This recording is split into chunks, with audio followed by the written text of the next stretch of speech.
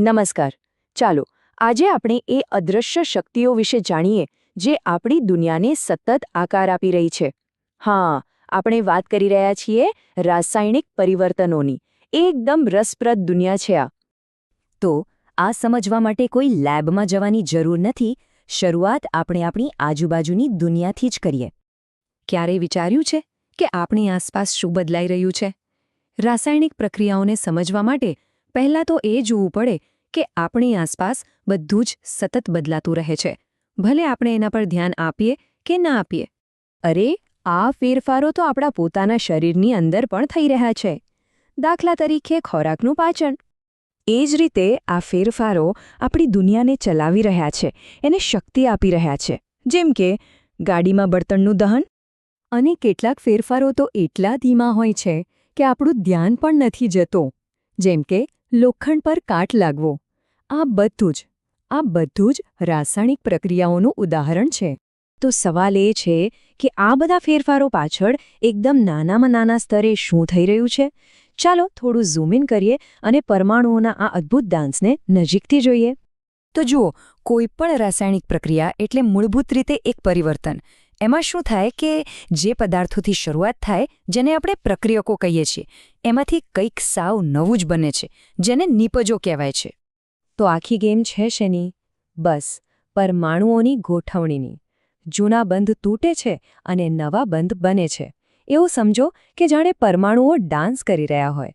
જૂના પાર્ટનર્સને છોડીને નવા પાર્ટનર્સ સાથે જોડાઈ રહ્યા છે.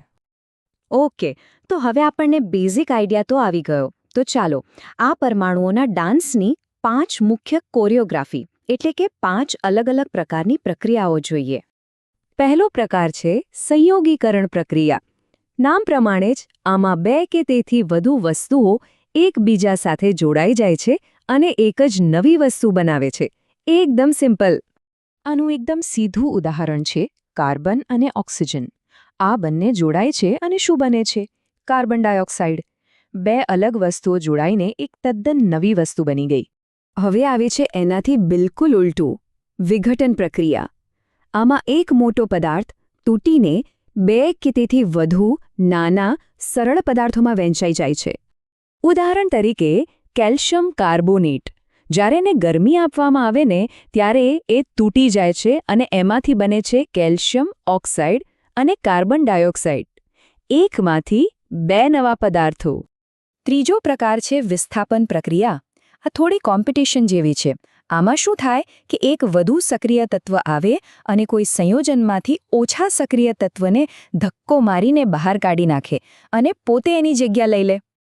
અહીંયા જો, આ ઝિંક છે જે કોપર કરતાં વધુ સક્રિય છે. એટલે કોપર સલ્ફેટના દ્રાવણમાં જાય છે, કોપરને એની જગ્યાએથી હટાવી દે છે અને પોતે સલ્ફેટ સાથે જોડાઈને ઝિંક સલ્ફેટ બનાવી દે છે. ચોથો પ્રકાર છે દ્વિવિસ્થાપન પ્રક્રિયા. હવે આમાં કોઈ એક આવીને બીજાને હટાવતું નથી. અહીં તો 2 સંયોજનો સામસામે આવે છે અને પોતાના આયનોની એટલે કે પાર્ટનર્સની અદલાબદલી કરી લે છે. એકબીજા સાથે પાર્ટનર સ્વેપ જેવું. જેમ કે આ ઉદાહરણમાં સિલ્વર નાઇટ્રેટ અને સોડિયમ ક્લોરાઇડ. સિલ્વર સોડિયમની જગ્યા લઈ લે છે અને સોડિયમ સિલ્વરની. બસ આયનોની આપ-લે થઈ અને 2 સાવ નવા જ સંયોજનો બની ગયા. તો ચાલો આ બંને વચ્ચેનો તફાવત ફટાફટ ફરીથી જોઈ લઈએ, કારણ કે એ સમજવો બહુ જરૂરી છે. વિસ્થાપનમાં શું થાય છે? એક મજબૂત તત્વ બીજા નબળા તત્વને હટાવે છે. અને દ્વિવિસ્થાપનમાં અહીં 2 સંયોજનો પોતાના પાર્ટનર્સની અદલાબદલી કરે છે. બસ આટલો જ ફરક છે. અને છેલ્લે 5મો પ્રકાર છે ઓક્સિડેશન રિડક્શન, જેને રેડોક્સ પ્રક્રિયા પણ કહેવાય છે. અહીંયા આખી વાત ઇલેક્ટ્રોનની લેવડ-દેવડની છે. એક પદાર્થ ઇલેક્ટ્રોન ગુમાવે છે તો બીજો મેળવે છે. આ ટ્રાન્સફર જ બધું બદલી નાખે છે. ઓકે, તો આપણે આ 5 પ્રકારો તો જોયા. હવે ફરીથી થોડું ઝૂમ આઉટ કરીએ અને જોઈએ કે આ બધું આપણા રોજિંદા જીવન સાથે કેવી રીતે જોડાયેલું છે.